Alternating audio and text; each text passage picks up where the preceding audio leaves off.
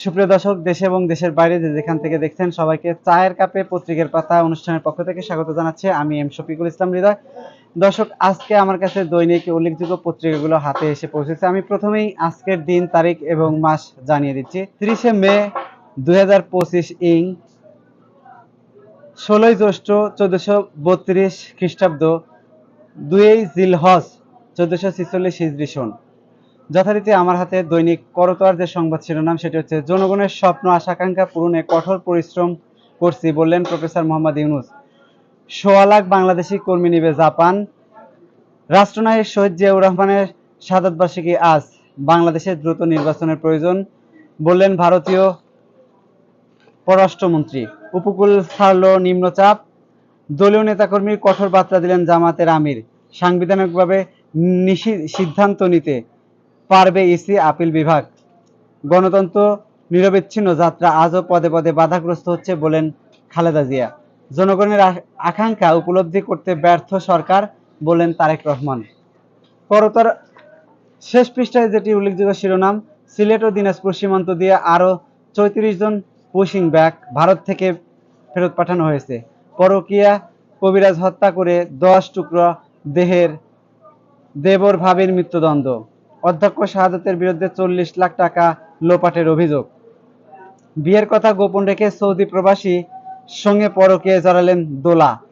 মুক্তিযুদ্ধের চেতনায় উজ্জীবিত হতে বিশ্ব শান্তি রক্ষায় ইউএনের পাশাপাশি থাকবে বাংলাদেশ সেনাপ্রধান। এই ছিল দৈনিক করতোয়ার উল্লেখযোগ্য শিরোনাম। এবারে চলে যাচ্ছি দৈনিক প্রথম আলোর উল্লেখযোগ্য শিরোনাম আপনাদের সামনে উপস্থাপন করছি।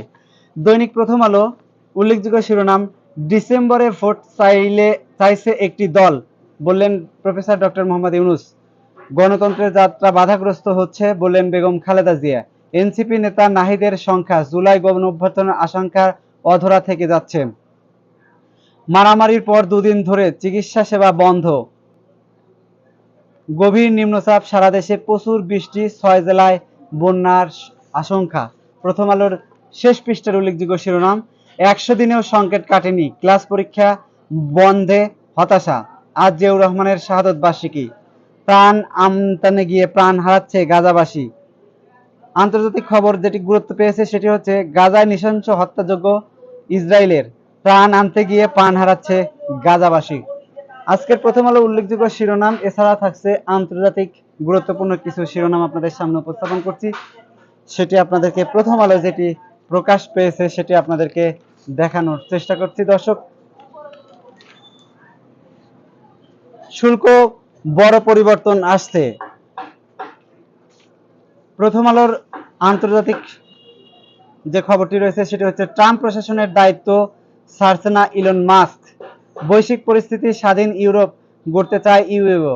আন্তর্জাতিক উল্লেখযোগ্য শিরোনাম। দর্শক, আমার এই অনুষ্ঠানটি আপনাদের কেমন লাগে? যদি ভালো লেগে থাকে অবশ্যই আপনারা কমেন্ট বক্সে জানাবেন এবং বিস্তারিত শুনতে চাইলে সেটিও আমাকে কমেন্ট করে জানাবেন। এতক্ষণ আমার সাথে থাকবার জন্য ধন্যবাদ। সেই সাথে আগামী চায়ের কাপে অনুষ্ঠানটি দেখবার, চায়ের কাপে পত্রিকার পাতা অনুষ্ঠানটি দেখবার আমন্ত্রণ জানিয়ে আজকের মতো বিদায় নিচ্ছি। আমি এম শফিকুল ইসলাম হৃদয়।